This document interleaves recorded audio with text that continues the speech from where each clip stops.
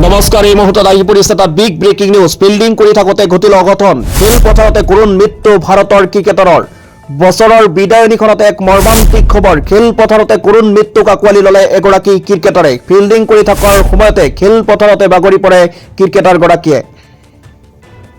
বছৰৰ বিদায়নীখনত আন এক মৰ্মান্তিক খবৰ, খেলপথাৰতে কৰুণ মৃত্যুক আঁকোৱালি ল'লে এগৰাকী ক্ৰিকেটাৰে। ফিল্ডিং কৰি থকাৰ সময়তে খেলপথাৰতে বাগৰি পৰে ক্ৰিকেটাৰগৰাকীয়ে।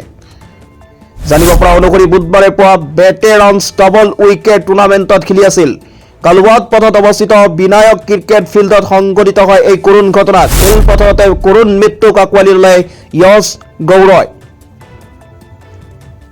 প্ৰত্যক্ষদৰ্শীয়ে জনোৱা অনুসৰি স্কেৱাৰ লেগত ফিল্ডিং কৰি আছিল য়শে, আৰু সেই সময়তে তেওঁ বল দৌৰিবলৈ যাওঁতে হঠাৎ বাগৰি পৰে। প্ৰথম অৱস্থাত য়শক CPR প্ৰদান কৰি চিকিৎসালয়লৈ নিয়া হয় যদিও চিকিৎসকে মৃত বুলি ঘোষণা কৰে। জানিব পৰা অনুসৰি ক্ৰিকেটৰ অনুসৰি সংগীত ক্ষেত্ৰতো য়শৰ আগ্ৰহ আছিল। নিজৰ ফিটনেছৰ প্ৰতি অধিক গুৰুত্ব প্ৰদান কৰিছিল য়শে। 80ৰ দশকত ৰাজস্থানৰ ৰঞ্জী দলৰ অংশ আছিল য়শ গৌৰ। এগৰাকী বাওঁহতীয়া মিডিয়াম পেচাৰ আছিল য়শ। 58 বছৰীয়া য়শ গৌৰৰ মৃত্যুত ৰাজস্থান ক্ৰিকেটত শোকৰ ছাঁ পৰিছে।